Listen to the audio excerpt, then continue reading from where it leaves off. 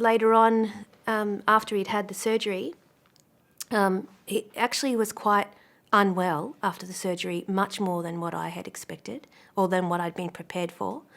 He came home with a drainage tube into his bladder, which was very, very upsetting for him.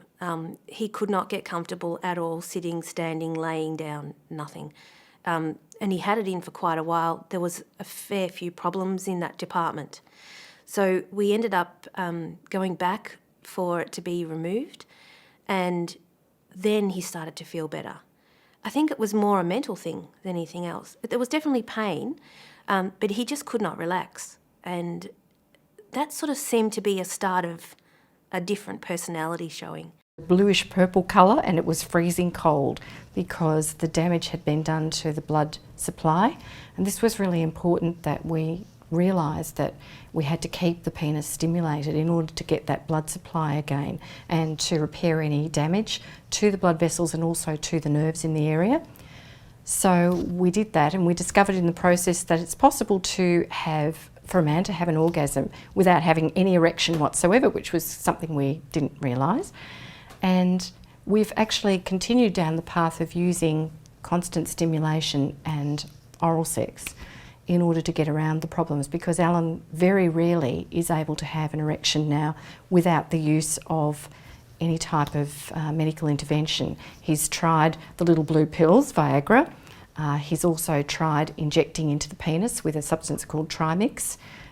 Those mean that we no longer have spontaneous sex. Sex has to be planned, and it's not how it ever was before, because although the penis is engorged with blood, it is not as rigid as it used to be, so it does not feel the same. And it is not a similar thing, but we still manage to enjoy our sexual relations. Those are always with a good sense of humour, lots of hugging, lots of joking, but it is different. And the other thing is that, there's so much emphasis on the sexual act itself, that there's other ways of being intimate. Viagra is not the magic bullet that it's made out to be in the press. Viagra sometimes works and sometimes doesn't. Often Alan will end up with a headache and a stuffy nose instead of an erection. That's one of the problems. And also quite a lot of stimulation is necessary after you take the tablet in order for it to work. He also tried once with a substance called Cavaject. That was when he'd recently returned from hospital, and that was a complete disaster. That was an injection into the penis, and we went home in a taxi, and I think it was the most agonising experience ever. His penis was engorged to such an extent, and then we thought it would never go down again. We were terrified. That was we never tried that again.